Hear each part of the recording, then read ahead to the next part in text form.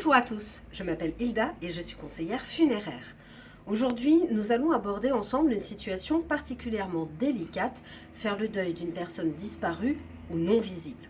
Dans une situation classique de deuil, chacun peut se recueillir auprès du défunt ou non, mais il s'agit alors d'un choix personnel tout à fait indiscutable.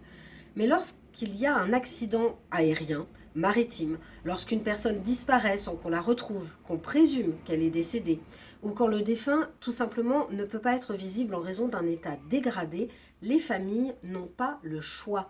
Elles sont dans l'impossibilité de se recueillir auprès de leurs proches et cela peut avoir ensuite des conséquences sur le déroulement de leur deuil.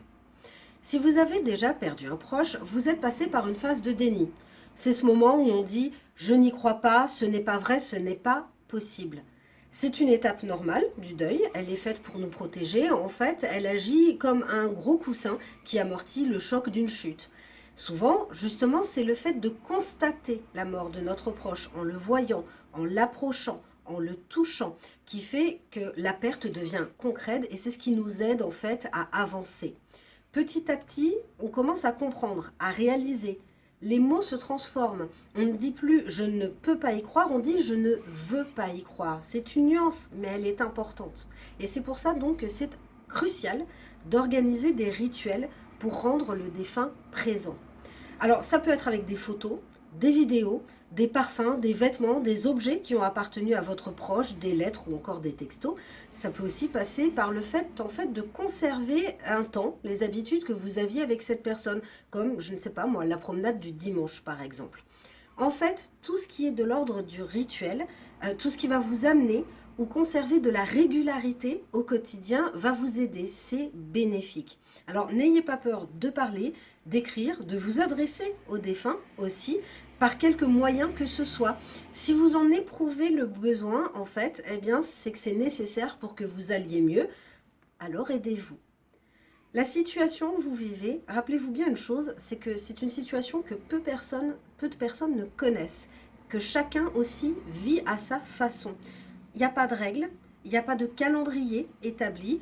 C'est très difficile en fait d'évoluer seul. C'est pour ça que je vous recommande à un moment de votre deuil de vous adresser à un professionnel. Ça peut être votre médecin de famille, ça peut être un psychologue, mais ça peut aussi être une association d'endeuillés par exemple. En fait, tous ces intervenants vont vous aider à vous écouter vous-même. Ou en tout cas à ne pas vous renfermer, ce qui aussi est une façon d'avancer. Et ça vaut notamment dans le cas des particuliers d'une personne dont le décès n'est pas certain.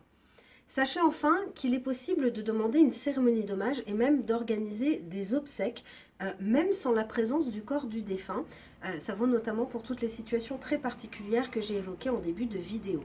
Ça, c'est ce qu'on appelle un cénotaphe. En fait, c'est un lieu de sépulture qui est dédié aux souvenirs. Ça peut être la sépulture de famille où on peut faire apparaître un nom, apposer une plaque ou bien carrément élever un monument.